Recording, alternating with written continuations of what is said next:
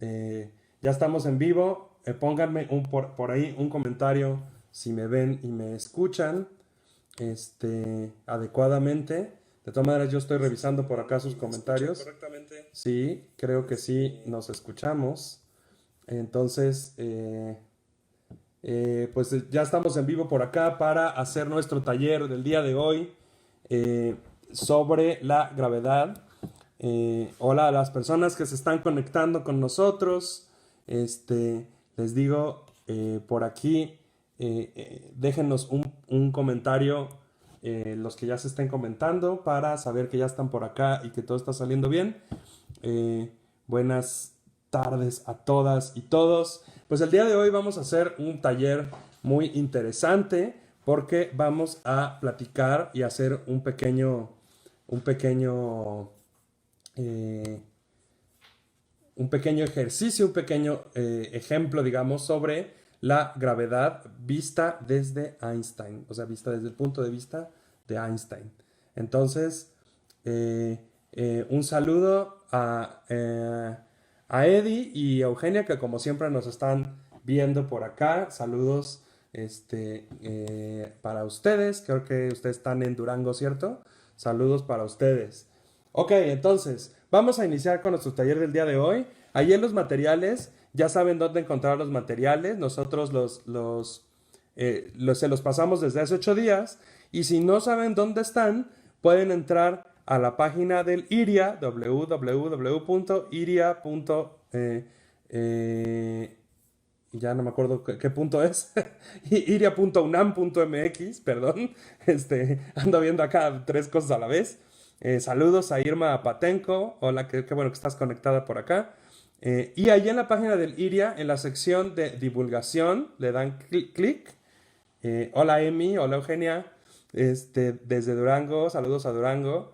Y ahí en la sección de divulgación hay una pestaña arriba que dice actividades en casa y ahí pueden ver cuáles son los materiales que vamos a usar hoy, si no los tienen todavía ustedes. Pero aquí nosotros ya tenemos los nuestros, les voy a mostrar por aquí. Entonces, necesitamos alguna tina o algo similar. Entonces yo tengo aquí esta de aquí, ¿sí? Que me va a servir de tina, ¿sí? Y tengo también esta... espérenme tantito, estoy aquí con un pequeño inconveniente. Ahí está. Ok, aquí. Tenemos también, vamos a usar, bueno, así ya la voy a dejar. Vamos a usar también una tela, de preferencia una tela elástica. Si no tienen tela elástica, pues ni modo. Nosotros de hecho tuvimos por ahí, estábamos buscando una tela elástica y no encontramos la que normalmente utilizamos, pero tenemos esta de aquí, ¿sí? Esta tela que es un poco elástica. Miren, les voy a ver, ahí no sé si alcanza a ver que se estira poquito, ¿sí? Entonces vamos a usar esta tela. Nosotros tenemos mucha tela, pero no es necesario tener tanta tela, solamente se necesita tener suficiente tela para cubrir su tina, ¿sí? Yo aquí tengo que me va a servir de tina, ¿sí? Ahí está la abertura, ¿sí? Entonces solamente lo suficiente para cubrir la abertura de aquí, ¿sí? Vamos a necesitar algo para amarrar esta tela. Puede ser de preferencia que sea un resorte. Si ustedes tienen resorte es muy bueno. Nosotros no tenemos resorte, pero tenemos este hilo que nos va a servir para amarrar esa tela. Y también necesitamos algo que sirva para hacer peso. Lo más útil son canicas. Nosotros tenemos por aquí unos balines de estos. Mira, aquí se los voy a poner en la cámara, ¿sí? Entonces, vamos a usar algunas de estas. Tenemos estos aquí y tenemos algunos otros de otros. Ahí, por ejemplo, estas nos van a servir también. Entonces, esas son las que vamos a utilizar el día de hoy. Entonces, bueno, platicamos entonces. ¿Qué es lo que vamos a hacer para simular la gravedad y por qué lo vamos a hacer de esta manera? Entonces, les platico. Algunos de ustedes, sobre todo los que ya estuvieron en secundaria, saben que Newton formuló su famosísima ley de la gravitación universal. Sin embargo, esa famosa ley de la gravitación universal, ahora ya sabemos que es digamos, una manera de representar la gravedad para objetos cuya gravedad no es demasiado intensa. Si los objetos tienen una gravedad muy, muy intensa, entonces esa ley de la gravitación universal ya no funciona. Además, esa funciona también únicamente para objetos grandotes. Si tenemos objetos muy pequeños, tampoco ya no sabemos si funciona adecuadamente esa ley de gravedad de Newton.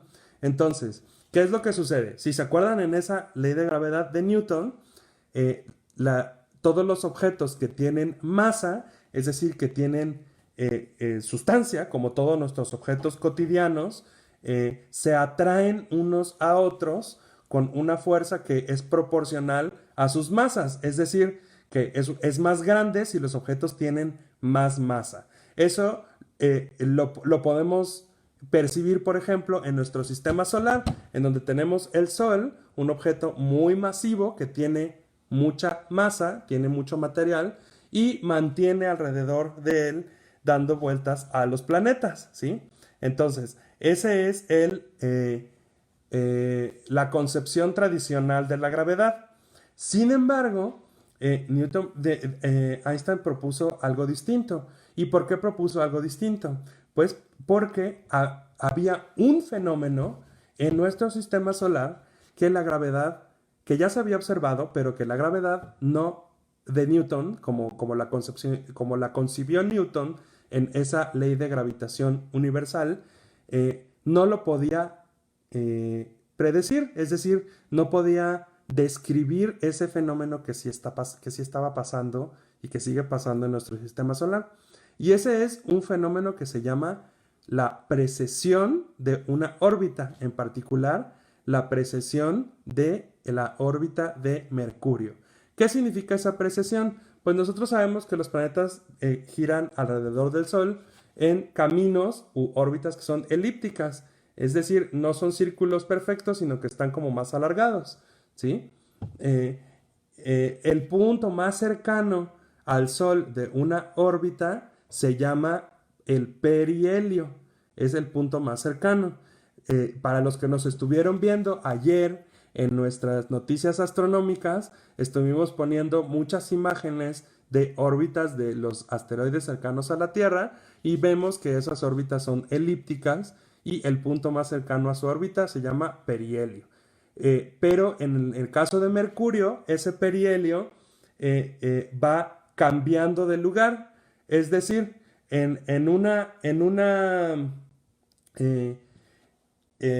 cuando termina de dar una vuelta a Mercurio alrededor del Sol, ese punto más cercano se recorre poquito. Entonces la órbita de Mercurio se va recorriendo poquito, entonces digamos que va girando toda la órbita así, ¿sí? Hay animaciones muy bonitas, ahorita no se las puedo mostrar porque estamos transmitiendo desde un aparato distinto a una computadora, por varias razones,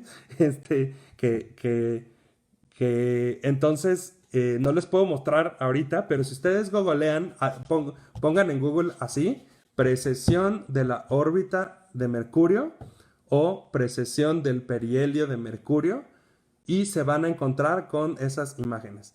Entonces, esto no lo puede predecir la gravedad como la concibió Newton. En general, la mecánica que nosotros conocemos como clásica, es decir, la que se había hecho hasta que estaba Einstein, hasta que llegó Einstein, ¿no? Entonces, ¿qué es lo que sucedió? Pues entre su trabajo, Einstein propuso una nueva forma de entender la gravedad, no solo para explicar este fenómeno, sino para entender al universo como tal en su totalidad. Y esa manera de concebir la gravedad es como una deformación del espacio-tiempo, ¿sí? ¿Qué es esto? Einstein propuso que tanto el espacio en sus tres dimensiones como el tiempo están entrelazados y forman un continuo. Y que cuando se pone un objeto en ese espacio-tiempo, ¿sí? Ese objeto deforma digamos, la estructura o el entramado del espacio-tiempo. Hace ratito puse ahí en las redes una imagen que representa esa deformación del entramado, pero eso es lo que vamos a hacer justamente en nuestro taller del día de hoy.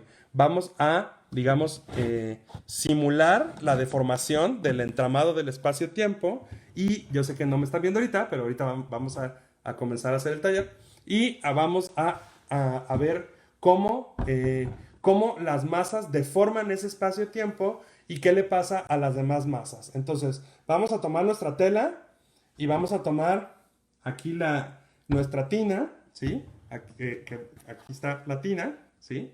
Y entonces vamos a poner nuestra tela encima de la tina, ¿sí? De tal manera que pues la cubra completamente, ¿sí? Así. Vamos a procurar que esté lo más estirada posible y entonces vamos a amarrar esta tela alrededor de de la tina, ¿sí? Entonces yo tengo aquí mi hilo, voy a cortar un pedazo suficientemente grande para voy a cortar 2 vueltas por si las dudas, ¿sí? Entonces, para poder amarrar esta tela. Entonces, si ustedes tienen un resorte, va a ser mucho más fácil. Pueden cortar un resorte que sea un poquito más chiquito que el tamaño de su tina y ya con eso hace presión suficiente, ¿sí? Yo tengo este hilo, entonces lo que voy a hacer es darle 2 vueltitas, ¿sí? Aquí llevo una vuelta y otra vuelta, ¿sí? Entonces, eso es lo que vamos a hacer en este momento. Vale, muy bien. Entonces, traten de que quede la tela lo más estirada posible y de que quede amarrada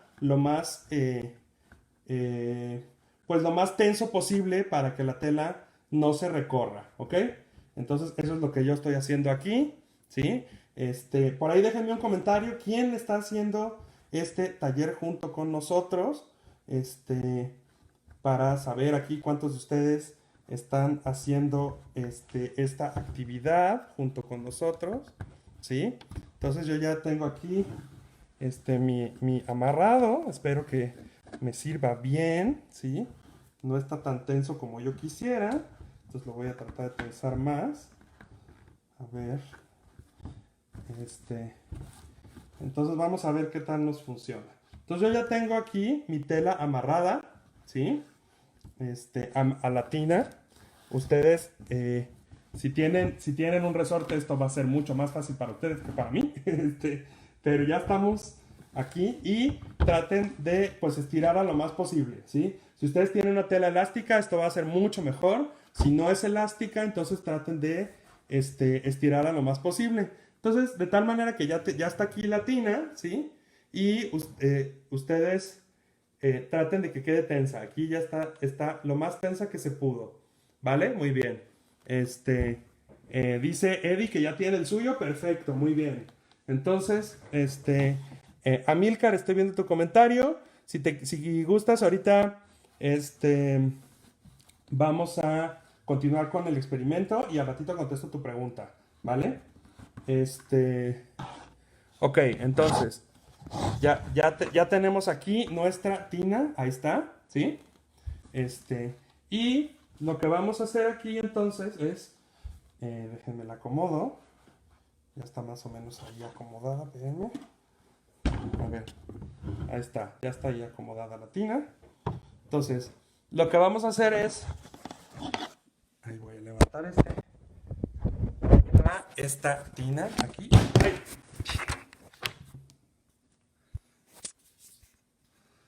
Perdón, estos son gajes del oficio. Aquí está ya esta aquí. Espérenme tantito, déjenme reacomodar esto. Ay, no, bueno, pues. Así. Ok. Entonces, ahí está ya nuestra tina. ¿Ok?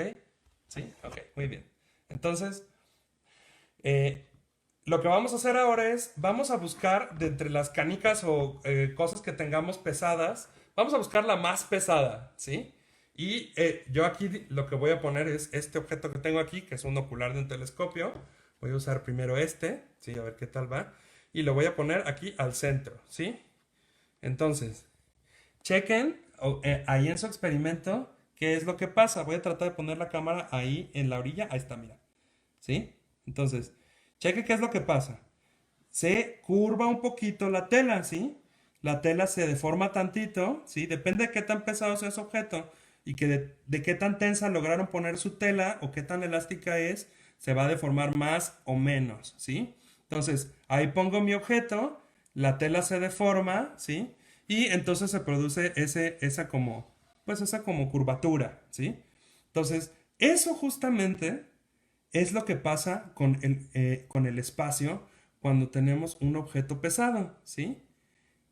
O en general, cualquier objeto, ¿sí? Solo que mientras más pesado está, más se curva. Entonces, esta tela representa el espacio, ¿sí? Solo que esta tela está en dos dimensiones, ¿sí? Está en dos dimensiones porque es plana, ¿sí? Es decir, nada más tiene, digamos, un largo y un ancho, pero es muy delgada, entonces podríamos decir que para este modelo es una tela totalmente delgada y no tiene una tercera dimensión. Entonces está en dos dimensiones, ¿sí? El universo es como esta tela, pero está en tres dimensiones. Tiene un largo, un ancho y un profundo, ¿sí? Y los objetos, cuando están en el universo, como poner este objeto aquí, ¿sí?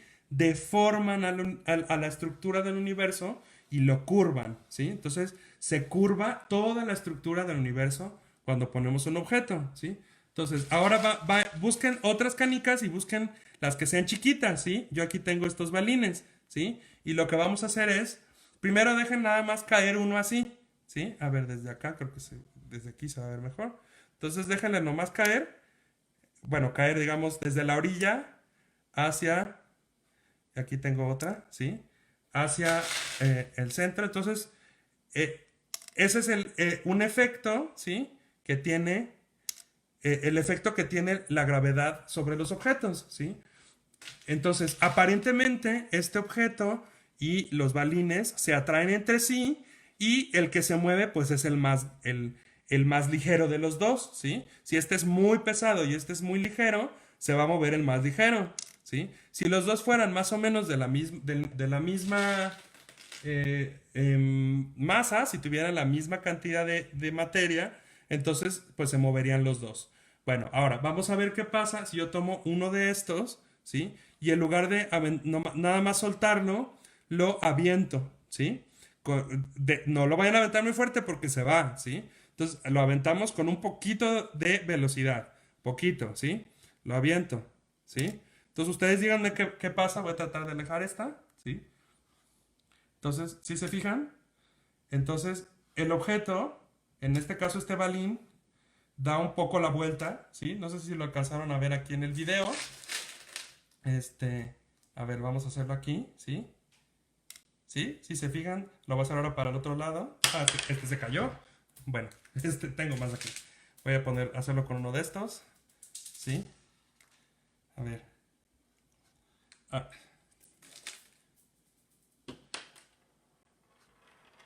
Ah, este no me salió. Es que estos no son perfectamente redondos. Pero si ustedes tienen sus canicas, ¿sí? Esos funcionan mejor, ¿sí? Entonces, si ustedes tienen canicas de diferentes tamaños, y háganlo con diferentes canicas de diferentes tamaños y vean qué pasa, ¿sí? Ahora, ¿qué vamos a hacer? Vamos a quitar este objeto de aquí, vamos a quitar todos y volvemos a estirar la tela, ¿sí?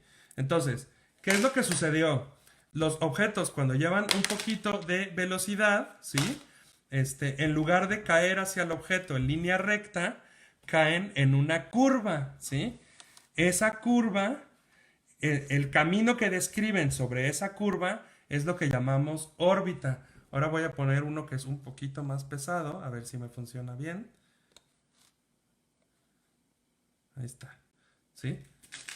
Entonces, vemos, ¿sí? No sé si alcanzaron a distinguir. Vamos a volverlo a poner. A ver.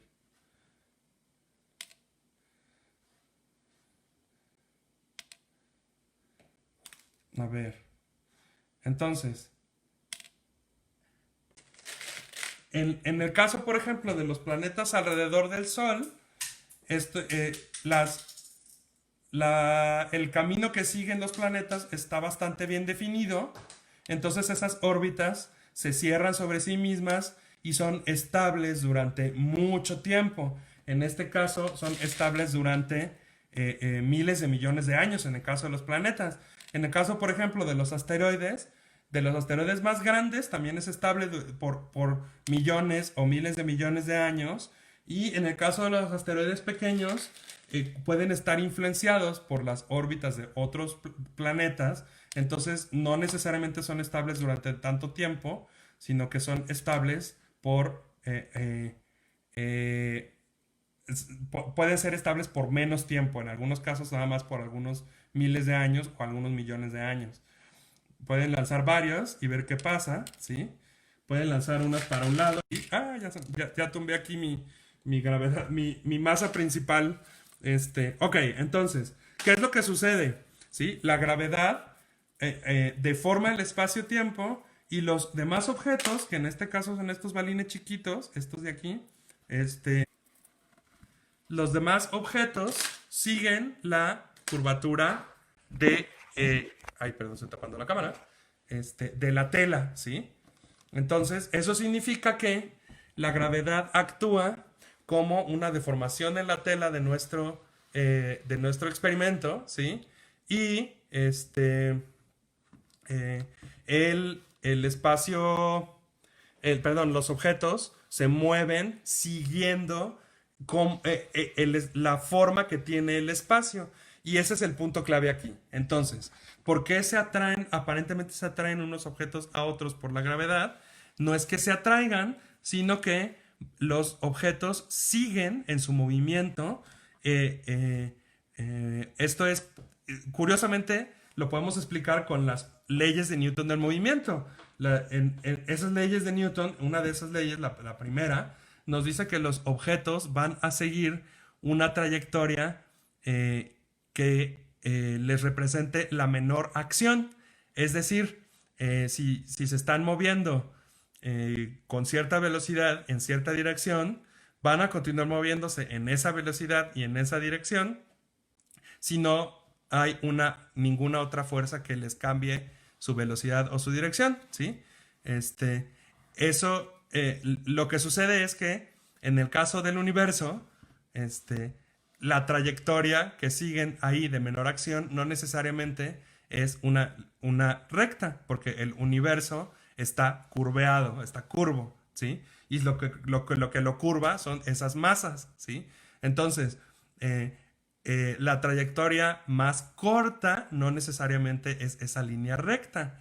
La trayectoria más corta es la de menor acción, pero no necesariamente es la línea recta. Voy a volver a poner aquí ¿sí? Entonces, si yo hago esto, ahí este balín está siguiendo la trayectoria que le representa menor energía, ¿sí? Y esa es la que es la trayectoria de menor acción y por eso aparentemente se ve atraído por el objeto que está en el centro, pero simplemente está siguiendo la curvatura de la tela que representa la curvatura del espacio-tiempo, ¿sí?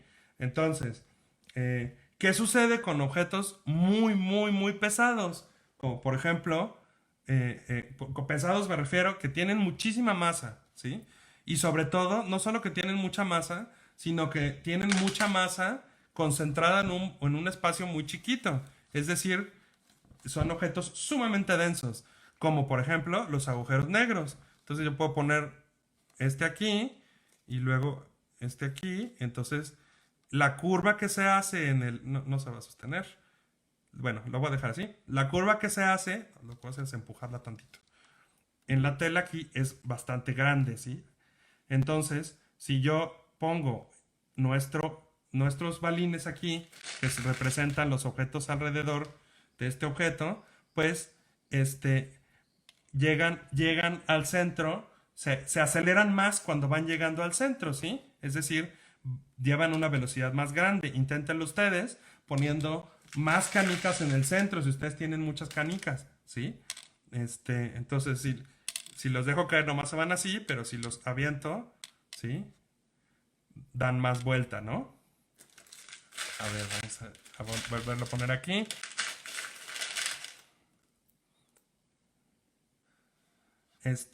Entonces, me están preguntando algo sobre qué pasa con la luz, ¿sí? Si entiendo la pregunta de Amilcar. No, lo que tú estás haciendo no tiene que ver con la gravedad. Nos está diciendo Amilcar que está intentando hacer el mismo experimento pero con un láser. Lo que sucede, el láser no va a seguir la trayectoria de la tela, ¿sí? Porque aquí estamos haciendo un modelo, estamos simulando, ¿sí? Ah, caray, algo pasó ahí, creo que se volteó la cámara, fue sin querer. Eh, bueno, estamos simulando el espacio con la tela, ¿sí? Entonces, en el espacio real, en el universo, y esto es algo que predijo la relatividad de Einstein, la luz debe de seguir siempre la trayectoria más corta, ¿sí? Pero la luz está hecha de partículas que no tienen masa, ¿sí? Entonces, según la gravedad de Newton, la luz no debería ser afectada por la gravedad, porque la luz no tiene masa, y para la gravedad de Newton, únicamente los objetos que tienen masa son afectados por la gravedad y atraen a otros objetos, se atraen mutuamente. Pero en el caso de la idea de Einstein de la gravedad, como la idea es que se deforma el espacio, como sucede aquí con esta tela, que se deforma por la presencia de esta masa, ¿sí? Entonces, lo que sucede con la luz es, la luz debe seguir la trayectoria más corta, que es la trayectoria de mínima acción, ¿sí? Y como el espacio está curvo, entonces la trayectoria de mínima acción también es una línea curva, ¿sí? En este modelo no se puede observar porque estamos únicamente modelando eh, al universo como si fuera esta tela, ¿sí? Pero en el universo real, la luz sí se ve afectada por la gravedad, ¿sí? Entonces, y eso se comprobó en un experimento, en una medición que se hizo en un eclipse de sol, un eclipse total de sol, en 1919, ¿sí? El eclipse se observó desde diferentes lugares de la Tierra, entre ellos fue observado por una persona que se llamaba Arthur Eddington, y en donde estaba el sol en ese momento del eclipse, debía de observarse, más bien donde estaba el sol, en esa localización había una estrella que está en la parte de atrás, estaba en la parte de atrás, digamos, del sol, es decir, estaba tapada por el sol en ese momento, pero al momento del eclipse, ¿sí? Arthur Eddington pudo observar muy cerca del borde de la corona del sol, que es el resplandor que se ve alrededor de la luna a la hora de un eclipse. Ahí pudo observar esa pequeña estrella que debería en teoría de estar tapada por el sol. Entonces lo que logró descubrir Eddington ahí, lo que logró medir es, digamos, el doblamiento, que decimos la deflexión, pero digamos es cómo se dobla la luz, en este caso por el propio sol, por la masa del sol, ¿sí? El sol es una estrella que para nosotros es muy, muy masiva, pero en el universo en realidad no es tan masiva. Hay objetos mucho más masivos.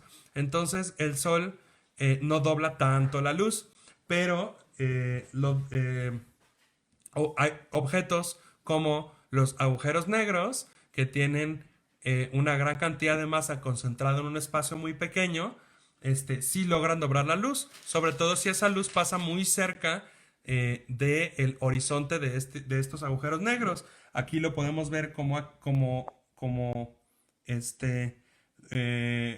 en nuestro modelito.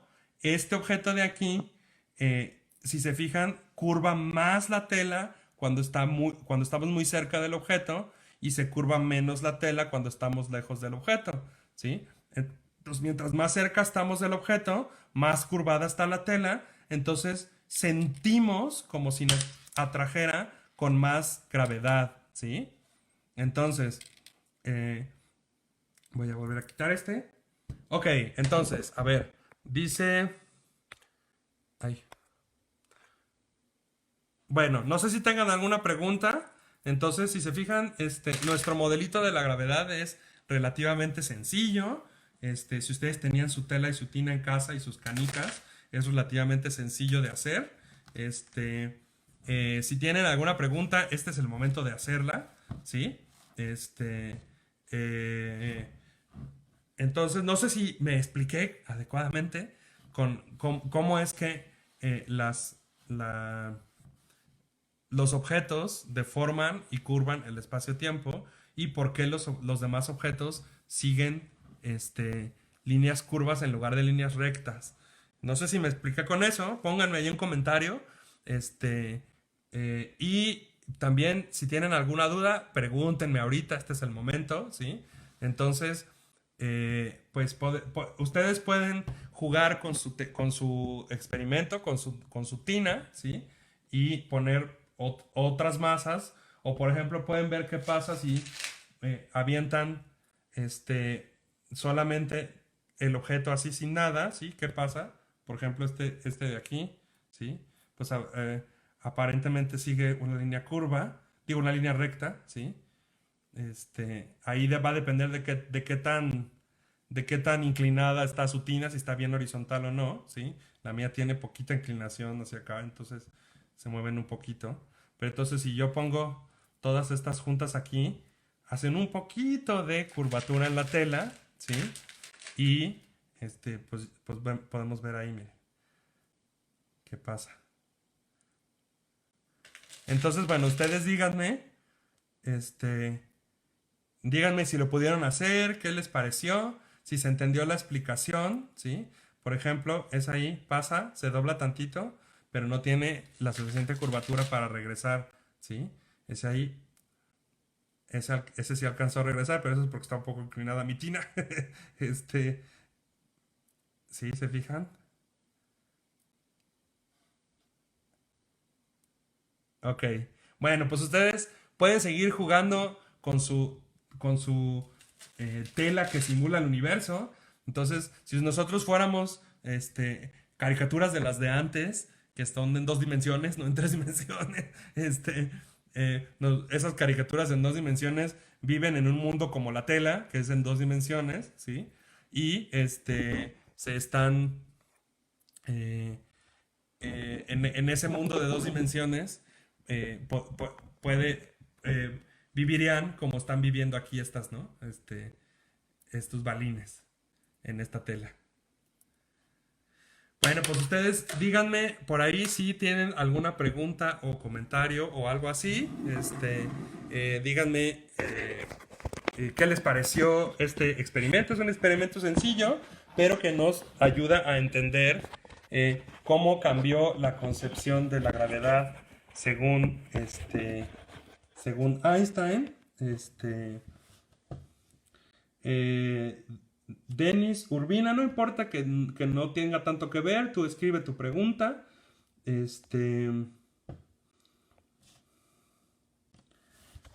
Amilcar, tus preguntas son muy elevadas.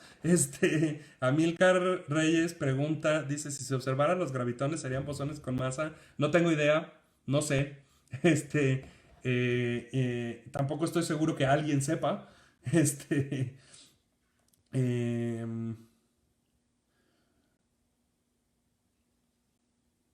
Dice, o cómo más se puede entender la gravedad como consecuencia de que el espacio-tiempo no es plano y se curva en presencia de la masa. Pues el punto es que esa explicación tiene que ver con la relatividad, y la relatividad relaciona la geometría del espacio, es decir, su forma, con el contenido que tiene el espacio. Ese contenido es la masa y la energía, ¿no? La masa y la energía y cómo se mueve, por eso se llama, bueno, tiene un nombre, la energía momento, ¿no? Entonces, eso es lo que relaciona este, la relatividad general, en particular las ecuaciones de campo, relacionan la geometría del espacio con el contenido del espacio. Y por eso es que sucede esto, ¿no? Que ahí estoy poniendo para el revés. Sucede que este, estas masas deforman el espacio, eso es lo que nos dice esas ecuaciones, ¿sí? Pero para hablar de gravitón y esas cosas, lo que realmente necesitamos es de la teoría de partículas, y de esa yo no sé nada.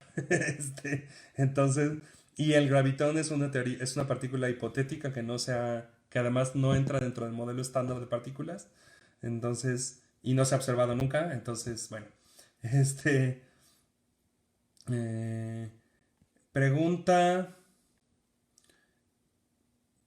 dice, perdón, Eugenia, que tienen esferas de diferente tamaño y peso y están experimentando con el espacio-tiempo. Perfecto, de eso se trata, de jugar un poquito y ver qué es lo que pasa, ¿sí? Si tuvieran dos iguales más o menos grandes, o sea, yo no tengo dos iguales grandes, yo tengo puras chiquitas aquí, pero podrían ver cómo intentan dar la vuelta una alrededor de la otra, ¿sí? Entonces hacen órbitas así, ¿sí? Las dos se mueven. No se puede sostener por mucho tiempo porque nuestro modelito pues es sencillo, ¿sí? Y porque está sometido al final en la vida real pues a la gravedad de la Tierra, ¿no? Pero se ve muy bonito ese experimento con dos iguales. Este, Dice Denis Urbina, dice, ¿es posible que la energía oscura esté en una cuarta dimensión que interactúa con el espacio-tiempo? Este, mm, Mira, la respuesta general es, eh, ¿quién sabe? Este, Nuestro espacio-tiempo es un espacio de cuatro dimensiones, pero en realidad solamente tres de esas dimensiones componen el espacio como tal, ¿sí? Que es el espacio en el que vivimos. Este, y la cuarta dimensión no corresponde totalmente al tiempo, pero está relacionada con el tiempo, ¿sí? Este, entonces, ese espacio-tiempo tiene cuatro dimensiones, en donde tres son el espacio en que vivimos y la cuarta está relacionada con el tiempo.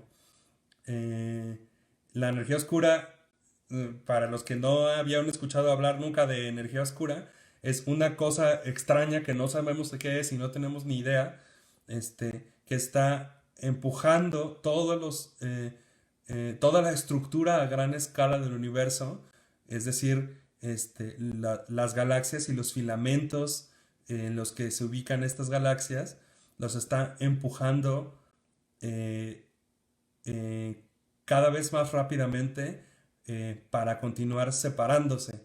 Es decir, es una energía, no me gusta poner la misma palabra, pues, pero es algo que hace que la expansión del universo se acelere, ¿sí? Eso es la energía oscura. ¿Dónde está y qué es? No tenemos ni idea. Así, no sabemos. Emi dice que sí, dice Emi, ¿yo puedo tener fuerza de gravedad? Pues sí, sí, porque todos los objetos que tienen masa deforman el espacio. El problema es que los objetos con poca masa deforman el espacio muy, muy, muy, muy, muy poquito, ¿sí? Entonces, para deformar el espacio lo suficiente, pues tiene uno que ser del tamaño de la Luna o la Tierra u otros objetos grandotes, ¿sí? En realidad, la gravedad de objetos relativamente pequeños sí se ha medido, pero no con tanta precisión. De objetos pequeños quiero decir, tal vez no como nosotros, sino como protones, electrones y partículas muy chiquitas. Sí se ha medido esa gravedad, pero es con con más incertidumbre que la gravedad medida para objetos grandotes. Entonces, Emi, sí tienes gravedad, pero es muy poquita. porque no tienes mucha masa, ¿sí? Los objetos que tienen mucha gravedad, no es que la tengan, digámoslo así, este, pero la pueden producir como una deformación en el espacio. Este, los objetos que producen una deformación más grande son los que tienen mucha masa, y pues nosotros somos chiquitos. Este, eh, si alguien tiene alguna otra pregunta, escríbala por aquí. Amilcar nos dice que si en la geometría esférica el número pi es igual a 2, no, pi vale pi. O sea, pi vale lo mismo siempre. Dice que si podemos calcular la dilatación del tiempo por la presencia de esa masa, sí se puede calcular. Eh, el otro efecto que sucede, explicando la pregunta que hace Amilcar, el otro efecto que hacen eh, la presencia de las masas es que, bueno, más bien es parte del mismo efecto, ¿sí? Así como el espacio se deforma, como el espacio y el tiempo están juntos, entonces el tiempo también tiene que deformarse, ¿sí? También se deforma. Entonces lo que sucede es que cuando estás muy cerca de un objeto muy compacto, que es algo de lo que habíamos hecho por acá, lo voy a volver a poner aquí, ¿sí? A ver, allí, ahí. Cuando estamos muy cerca de un objeto muy compacto, por ejemplo, voy a quitar estas bolitas de aquí. Uy.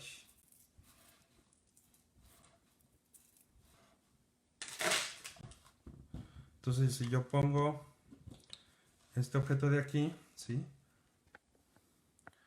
Entonces la deformación es muy grande si estamos muy cerca de un objeto que es muy compacto. A ver, allí. Este, de un objeto muy compacto y con mucha masa. Entonces, ahí la deformación del espacio-tiempo es más grande. Pero como les digo, como el tiempo también se deforma, entonces lo que sucede es que ahí ocurre un efecto que se suele llamar como dilatación del tiempo. Es decir, para esos objetos que están en un campo de gravedad muy intenso, es decir, en un lugar donde el espacio-tiempo se curva mucho, el tiempo pasa más lento, ¿sí? Comparado con objetos que están en un lugar donde el campo de gravedad es muy poco intenso, ¿sí? Entonces, eso, eh,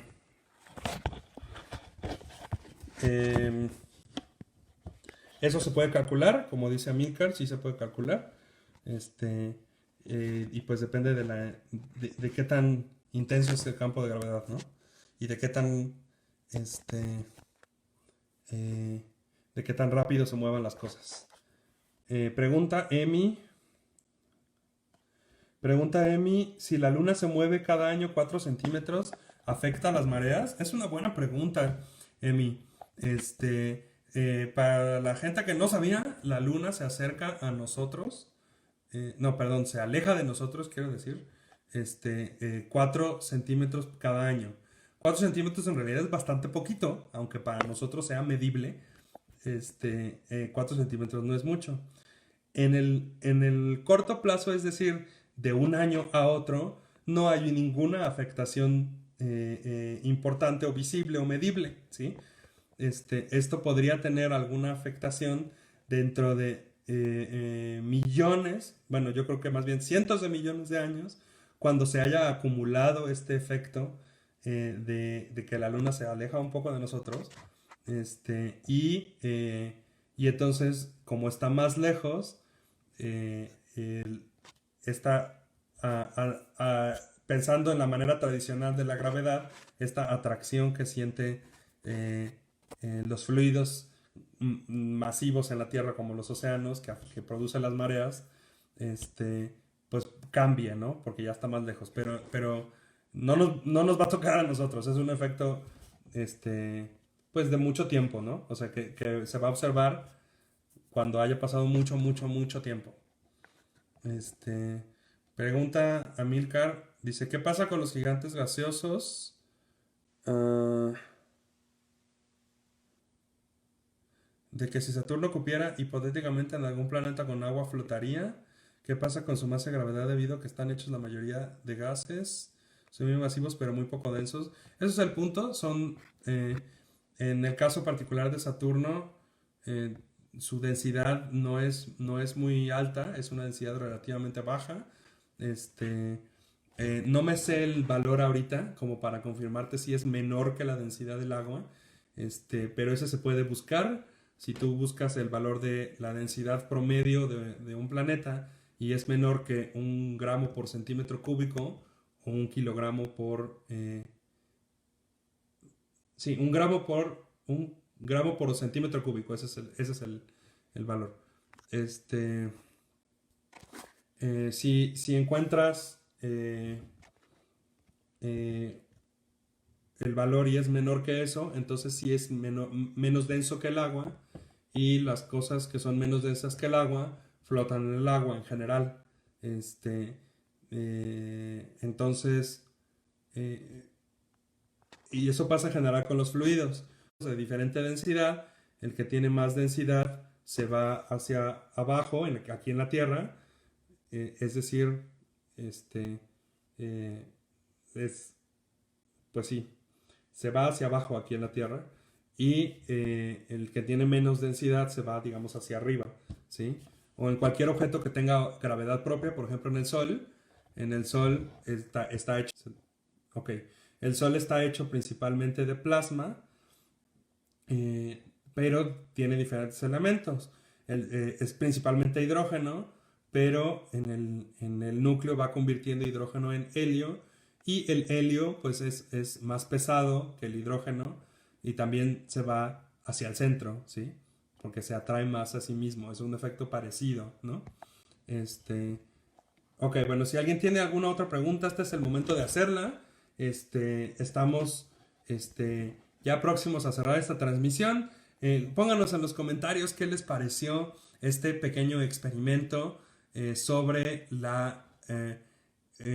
para entender cómo concibió Einstein la gravedad y para explicar esta idea de que las masas curvan el espacio-tiempo.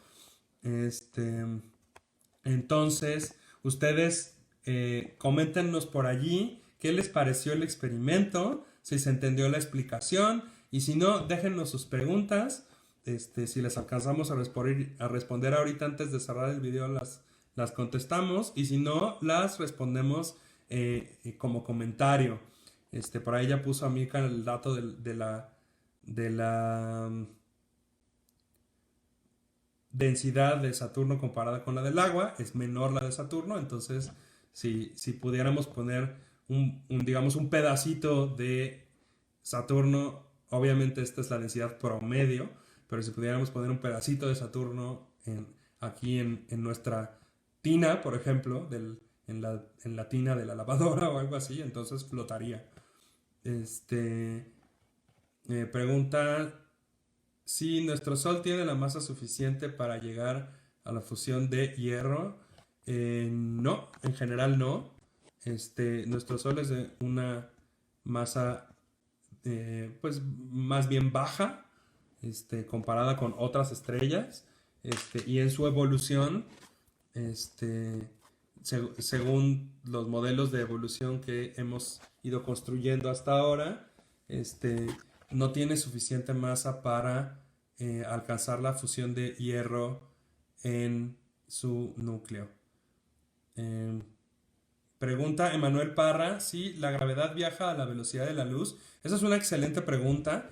La respuesta en general es hasta donde hemos logrado medir, sí, sí, pero eso se ha medido apenas recientemente.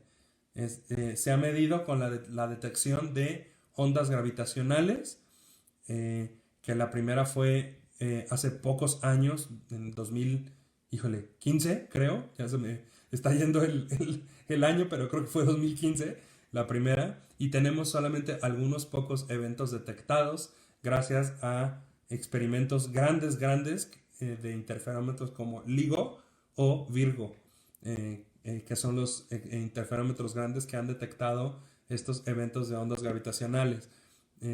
Y entonces la información de la gravedad que viaja como estas ondas gravitacionales a través del espacio-tiempo, en los modelos, en el modelo de la gravedad, predecía que debía transmitirse a esa velocidad, a la velocidad de la luz, pero no se había medido y ya se midió entonces con las detecciones de ondas gravitacionales y parece que sí se mueve a la velocidad de la luz, que sí viaja a la velocidad de la luz la información de la gravedad en las ondas gravitacionales.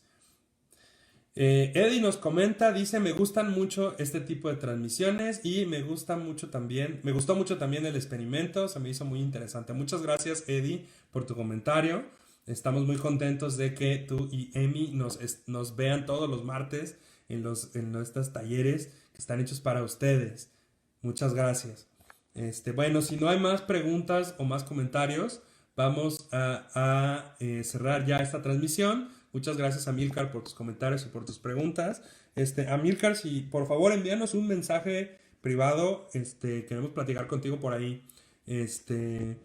Entonces, pues muchas gracias por seguirnos el día de hoy. Vamos a ir cerrando ya esta transmisión. No sin antes recordarles que tenemos estas transmisiones los lunes sobre noticias astronómicas, lunes a las 11, los martes a las 5, estos talleres para niñas y niños. Y los viernes a las 5 de la tarde, muchas gracias Emanuel por tu comentario, los viernes a las 5 de la tarde tenemos pláticas con astrónomos. Este viernes tenemos una plática súper espectacular porque nos va a acompañar la doctora Susana Lizano, que es una de las investigadoras más prominentes, no solo del IRIA, sino del país. Ella es investigadora emérita de aquí de la UNAM, y además es miembro del Colegio Nacional, que es una organización muy importante en nuestro país, académica, y que solo acepta muy poquitos miembros, es decir, tiene un número limitado de miembros. Entonces solamente los investigadores más destacados están en este Colegio Nacional. Entonces tenemos el privilegio de que nos comparta sobre el sistema solar y los planetas extrasolares o exoplanetas. Entonces, quédense con nosotros el viernes a las 5 de la tarde para esta plática con la doctora Susana Lizano. Y nos vemos el próximo lunes a las 11. Vamos a hablar del agujero negro más próximo a la Tierra, que ese tema nos quedó pendiente ayer porque no nos dio tiempo. Hablaremos de las noticias que vayan surgiendo en estos días. Y el próximo martes, en el taller que vamos a hacer, no necesitamos materiales especiales. Más que un taller, vamos a hacer un juego, pero no queremos echárselos a perder con anticipación. Entonces, pero no van a necesitar ningún material. Solamente conéctense con nosotros de hoy en 8 a las 5 y vamos a hacer este juego o dinámica juntos. No necesitan, les digo, ningún material específico. Solo necesitan que en ese momento se puedan conectar a la página de divulgación del IRIA, donde hemos estado subiendo las plantillas y los materiales para que en ese momento sigan la dinámica con nosotros. No lo vamos a subir con anticipación, como les digo, para no echárselas a perder, pero conéctese con nosotros, va a estar muy interesante. Entonces es un juego y dinámica que vamos a hacer juntos, apto para niñas y niños de todas las edades. Entonces, quédense con nosotros próximo martes a las 5. Muchas gracias a Lupita Gómez, saludos hasta Morelos. Muchas gracias a Manuel Parra por tu comentario. Y saludos a la gente que se estuvo conectando. Algunas personas las pude ver aquí. Adriana González Juárez, Julio César,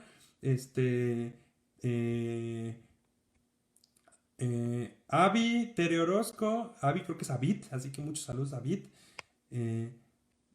Ezequiel Manso, que andaba por aquí, que es por acá de Liria, Emir Hernández, que también es por acá de Liria, Mark Kent, Antonio Duarte, que nos sigue siempre desde Uruapan, saludos a Uruapan, José Martín Sanders, saludos a Laura Sillas, que es parte del equipo de vinculación de Fidel Campos, muchos saludos, y a César Ceballos, que es alumno de acá de Liria.